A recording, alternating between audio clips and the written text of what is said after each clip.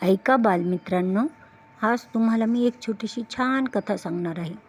कथेचं नाव आहे शेतकरी आणि चिमण्या.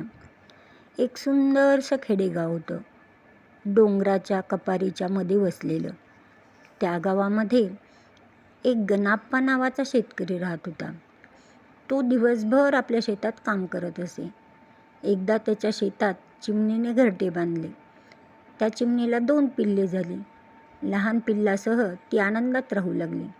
थोड्या दिवसांनी पिके तयार झाली आणि सर्व शेतकरी पिकाची कापणी करू लागले. तेव्हा चिमणीचे पिल्लू म्हणाले, आई, आता आपल्याला उडून जावे लागणार.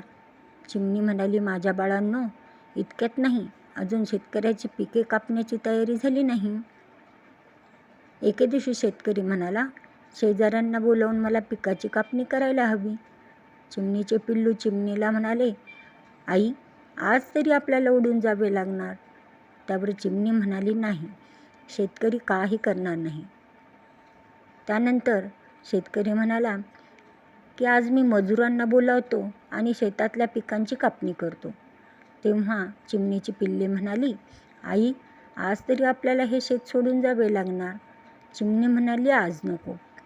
चिमणीचे शब्द खरे झाले, कारण त्या दिवशी मजूरही आले नाही, शेजारी तर आलेच नव्हते. आता शेतकरी म्हणाला, मी माझ्या नातेवाईकांना बोलावतो आणि कापणी करून घेतो. ह्यावेळेस देखील पिल्लांनी उडून जाण्याचे ठरवले, पण चिमणीने त्यांना स्वस्थ बसायला सांगितले. पिल्ले म्हणाली, आई, आज तरी उडून जाऊयात ना. तेव्हा चिमणी म्हणाली, थांबा, आज नाही. परत एकदा चिमणीचे म्हणणे खरे झाले. आता शेतकरी म्हणाला, उद्या मी स्वतःच कापणी करतो. शेतकऱ्याचे हे बोलणे ऐकल्यावर चिमणी आपल्या पिल्लांना म्हणाली, बाळांनो, चला, आता आपल्याला शेत सोडावे लागणार. कारण का तर चिमणीला माहीत होते, दुसऱ्यावर विसंबला तो संपला. जोपर्यंत शेतकरी मजुरावर, शेजाऱ्यांवर, नातेवाईकांवर विसंबलेला होता, तोपर्यंत चिमणीला खात्री होती की हा कापणी करणार नाही.